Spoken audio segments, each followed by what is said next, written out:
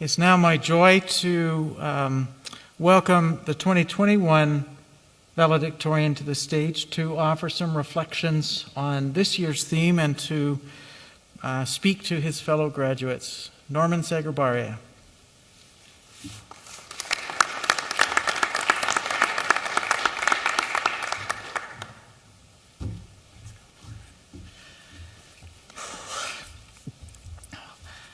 A little more than 3 weeks ago, upon receiving David Ford's email that I'm delivering this speech, this valedictory address, I was so surprised, couldn't believe it.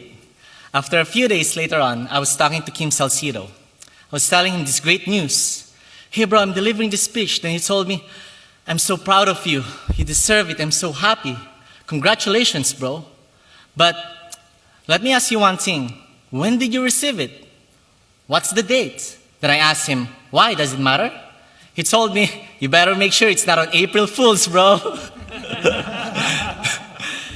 To the board members, professors, staff, parents, families, online viewers, and the ABC class of 2020 and 2021, a wonderful day to all of you.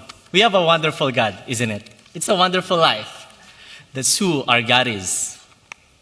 To start, on behalf of the graduating class, we'd like to commend ABC's staff and board members for their resilience and diligence in running this college efficiently amidst different challenges since last year. Their leadership qualities are excellent, especially when considering what we are facing in the world right now. Special thanks to my relatives in the Philippines, my uncles, aunties, cousins, and to my lola. Of course, to my parents and my favorite brother. He's my favorite because he's only one. For their love and support. To all my high school teachers in PCA and college professors at UANP. They all have contributed to my development as a student and as a person. To Nestor, Tony, and Miko, shaping me into a responsible and reliable person. Of course, to our church, Every Nation East Calgary, for your unending prayers and encouragement. I remember in my first semester taking up the New Testament literature under Dr. Stan's class. I shared my thoughts with him about John 1:1, asking, do you think there may be a four-person God? Because the word logos is a different character or reference, if you may. With a smirk, he politely replied, you know the early church fathers kill and torture those people who say that. He was actually being nice the way he said it. It took me 2 years to know that to answer that question. That's the reason why they put church history and Greek courses at the last semester, making sure that I'm going to finish this program. ABC has equipped us to understand and to learn these things, to become more faithful ministers of the gospel. In PACE, we have been taught how to connect with what we learn in class through personal lives, through those weekly journals. The purpose of the journal is not only to fill our heads with knowledge, but to nurture our hearts. In college, we experience the hardest true or false quizzes in our lives. I thought true or false is meant to be easy, but Professor Corey is a game changer. Don't worry, Corey. Kelly Carter's multiple choice is way harder. Professor Carl is now, but sometimes I just flip a coin. If it heads, it is true. If it tails, it's false. I believe casting lots is in the Bible. Now Professor Carl is now having second thoughts of passing me in his course. We may have been taught the proper way of interpreting the Bible. We may have been trained to do our spiritual disciplines. We may have been introduced to different worldviews to have meaningful dialogues with other people.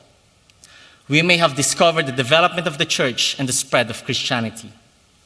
We may have acquired and improved our leadership and ministry skills through field experience. But what is the instruction for life, for us? As servant leaders, volunteers, and ministers of the gospel, what is the instruction for us? It is by discovering who He is and about what He has done. We are here to celebrate God's goodness and faithfulness to us, to our families, to our communities. This is His work, not ours. He alone is worthy of all our praise. To God be the glory. He was the one who put you there in your seats at the first place. He was the one who accomplished these things. He was the one who provided the way and all the necessary things for you to graduate. He was the one who brought you here to ABC. He was the one who saved you and redeemed you and continually sustains you. He is the Lord your God who brought you out of the land of Egypt, out of the house of slavery. Exodus 20, verse 2. It begins by acknowledging who He is as our God. Who is He? Who is this who had given us these laws and commandments? Why am I going to put my entire life following this set of instructions? Why am I going to base my morality and how to interact with others through these things? Who is the author of this? Who is the creator of this? The core of the instruction for life is not about focusing on not to steal or kill. It's not about forcing yourself not to commit adultery nor break the Sabbath. But it is going back to the fundamentals before the start of the 10 Commandments, knowing and acknowledging who He is. Then you would soon realize that you shall have no other gods before Him. Why?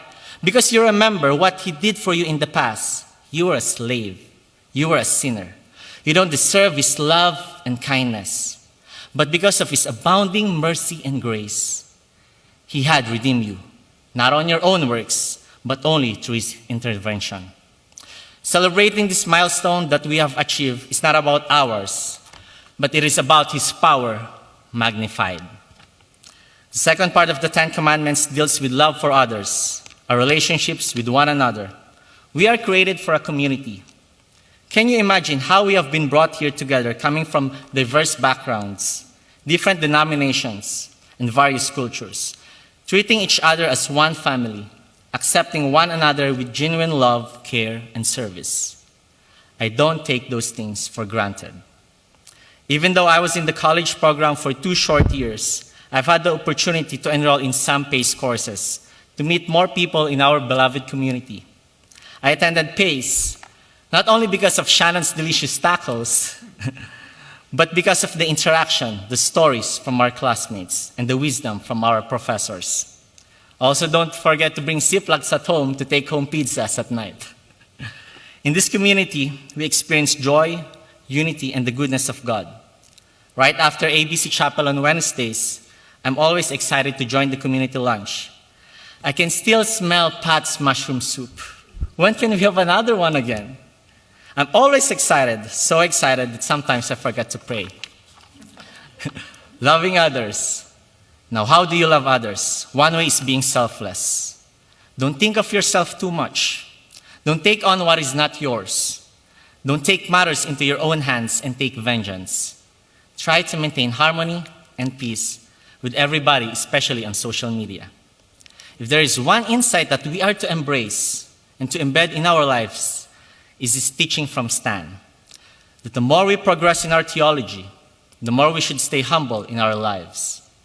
As we continue to deepen our knowledge in the Bible, the more we should be in humility in our lives, being humble when we hear God's voice through His words, and being humble when we interact or converse with any people.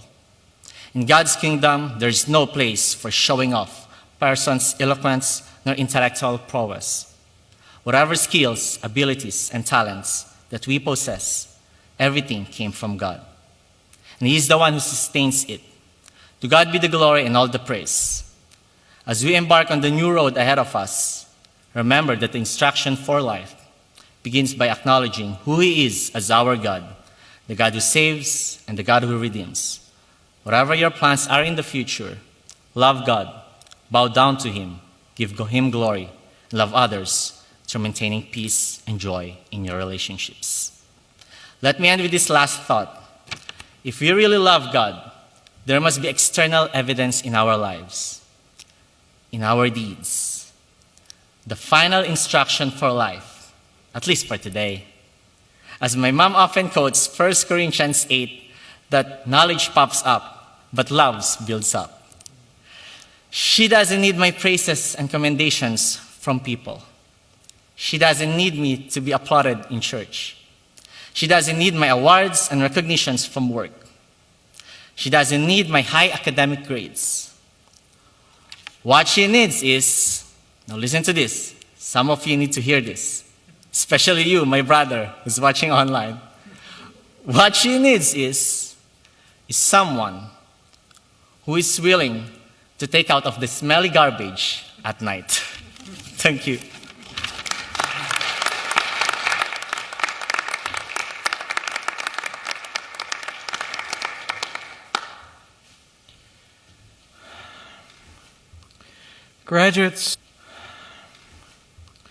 Graduates, thank you, Norman. Eloquent and funny as always. We expect nothing less from you. Graduates, we come to the time where you get to take center stage.